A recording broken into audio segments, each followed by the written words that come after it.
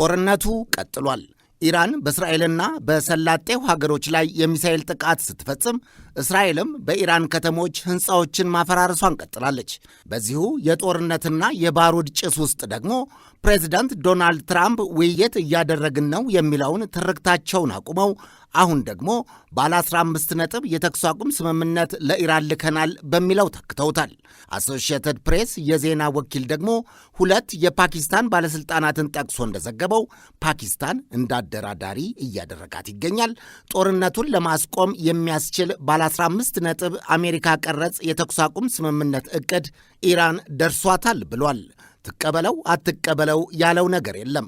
የቀረበው የተኩስ አቁም ሰነድ በውስጡ በኢራን ላይ የተጣሉ ማዕቀቦችን የማንሳት፣ ለሰላማዊ ተግባር የሚውል የኢራን የኒውክሌር ኃይል ቴክኖሎጂን በትብብር የመስራት፣ የኢራንን የኒውክሌር መርሃ ግብርን መቀነስን የሚመለከትና ይህንኑ ዓለም አቀፍ የኒውክሌር ኃይል ኤጀንሲ ቁጥጥር እንዲያደርግ የሚጠይቅ እንዲሁም የኢራንን የሚሳኤል አቅሞች የሚገድብና የሆርሙዝ ሰርጥ ለሁሉም መርከቦች በነጻነት እንዲንቀሳቀሱ መከፈትን የሚያካትት እንደሆነ ፓኪስታን ጠቁማለች።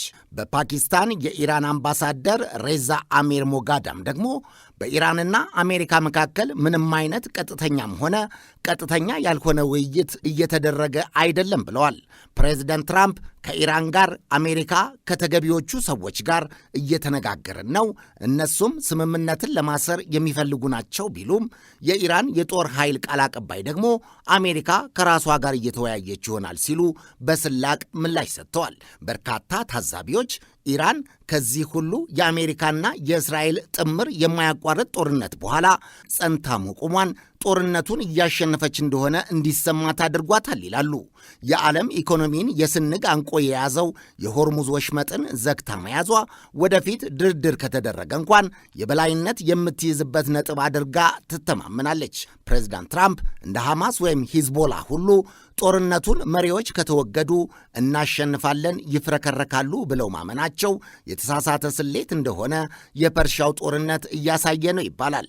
በተበታተነና በሽምቅ ውጊያ ከተዋቀሩ ታጣቂዎች እኩል ኮንቬንሽናል ወይም መደበኛ ጦር ካላትና ከተደራጀ ስር የሰደደ ስርዓተ መንግሥት ካላት ሀገር ሁኔታ ጋር በማመሳሰል ማደበላለቅና ወደ እርምጃ መገባቱ ታሪካዊ ስህተትና ከባድ ሀገራዊና ቀጠናዊ ብሎም ዓለማዊ ቀውስ የሚያስከትል መሆኑ የፕሬዝዳንቱንና የጦር ስትራቴጂዎቻቸውን ደካማ የመጪ ሁኔታ ትንተና ያሳያል እየተባለ ነው።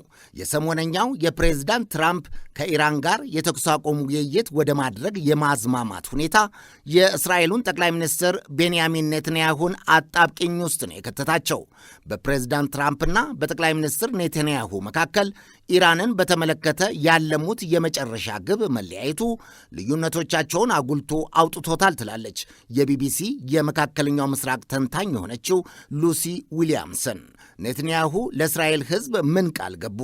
የገቡት ቃል ከዳር እስከ ዳር የተሟላ ድል፣ የኢራንን ስርዓት መለወጥ፣ የኢራንን የውክልና ጦርነት ተባባሪዎች ሂዝቦላን ጨምሮ ሙሉ በሙሉ ማጥፋት የሚል ነው። ትራምፕ ድርድር ውስጥ ከገቡ ኔትንያሁ ጦርነቱን መቀጠል ይከብዳቸዋል። ያለ አሜሪካ ድጋፍም ጦርነቱን ተሸክመው መቀጠል እንደማይችሉ ያውቁታል።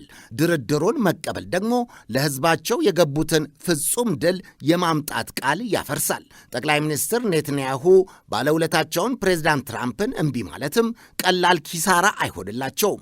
እስራኤልም በሊባኖስ ሉዓላዊ ሀገር ውስጥ የሀገሪቱን መሬት በቋሚነት ተቆጣጥረው የደህንነት ቀጠና ለማድረግ የወጠኑትንም ግብ ሊያፈርስባቸው ነው። ይሄ ሁሉ የፕሬዝዳንት ትራምፕ ማፈግፈግን ተከትሎ የሚከሰት ይመስላል።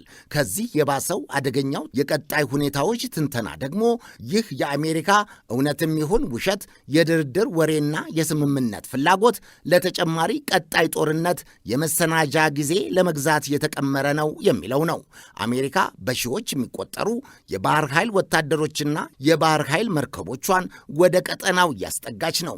አንዳንድ ተንታኞች ፕሬዝዳንት ትራምፕ ድርድር እያሉ በዚሁ ሳምንት መጨረሻ አዲስና የተደራጀ የአየርና የምድር ወታደራዊ ጥቃት ኢራን ላይ እንደ ዱብዳ ሊከፍቱ ይችላሉ እያሉ ነው። ዩኤስኤስ ቦክሰር እና ዩኤስኤስ ትሪፖሊ የተባሉ ግዙፍ የጦር መርከቦች ወደ ባህረ ሰላጤው ወይም ወደ ፐርሺያ ገልፍ እየተቃረቡ ነው ብሏል አሶሺየትድ ፕሬስ። ኢራን የሆርሙዝ መተላለፊያን ካልከፈተችና የቀረበላትን ባለ 15 ነጥብ የተኩስ አቁም ስምምነት ካልተቀበለች ዋሽንግተን በኢራን የኤሌክትሪክ ኃይል ማመንጫዎችና የነዳጅ ማጣሪያዎች ላይ ከባድ ጥቃት እንደምትሰነዘር አስጠንቅቀዋል። መፍረሱ ይቅርም አይቅርም ብቻ አርብ ቀጠሮ ተይዞለታል። ይሄ ኢራንን ለድርድሩ ለማስገደድ የማስመሰያ ማስፈራሪያም ወይም ደግሞ እውነትም ሊሆን ይችላል። ከዚህ ሌላ አሜሪካ የኢራን 90% ነዳጅ የሚወጣባትን የካርግ ደሴትን ለመቆጣጠር እግረኛ ወታደሮቿን ልታንቀሳቀስ ይችላል የሚል ሰፊ ግምትም አለ። በቬኔዙዌላ ምናልባትም በግሪንላንድም ይሄ ሲሆንም እንደሚሆን ሲዛትም የቆየ ጉዳይ ነው። የሰላምና የድርድር ወሬው ለወታደራዊ ጥቃት ጊዜ ከመግዛት ሌላ የነዳጅ ዋጋ በጣም እንዳይንርና የአሜሪካ የአክሲዮን ገበያ ተንኮታክቶ እንዳይወድቅም ተስፋ ለመስጠትም ሊሆን ይችላል እየተባለ ነው። ታዛቢዎቹ እንዳሉት ፕሬዝዳንት ትራምፕ ያልተረዱት ነገር ጦርነትና ገበያ አብረው እንደማይሄዱ ነው። ይጣፋሉ። በኢራን በኩል ደግሞ የድርድር ተስፋ ያለ አይመስልም። ዋነኛ መደራደሪያዋንም የመክፈት ፍንጭም አላሳየችም። እንዲያውም የትራምፕ ማፈግፈግ የልብ ልብ ነው የሰጣት እየተባለ ነው። ቀደም ሲል የሃያላኑን ማዕቀብ፣ ዛሬ ደግሞ የሃያላኑን የተባበረ ወታደራዊ ጥቃት ዛሬም ተሸክማ በጽናት ቆማለች ኢራን። ሲጠቃለል የኢራኑ ሁኔታ ከአውሎ ነፋስ በፊት ያለ ጸጥታ ይመስላል። አርብ እየተጠበቀ ነው። ፕሬዚዳንት ትራምፕ ከ10 ቀናት በታች ውስጥ 2-3 ጊዜ የጣሉትን የጊዜ ገደብ ማስፈራሪያ ጥሰው እንደገና አፍርሰዋል። ይሄኛውስ ነው ጥያቄው። መጠበቅ ነው።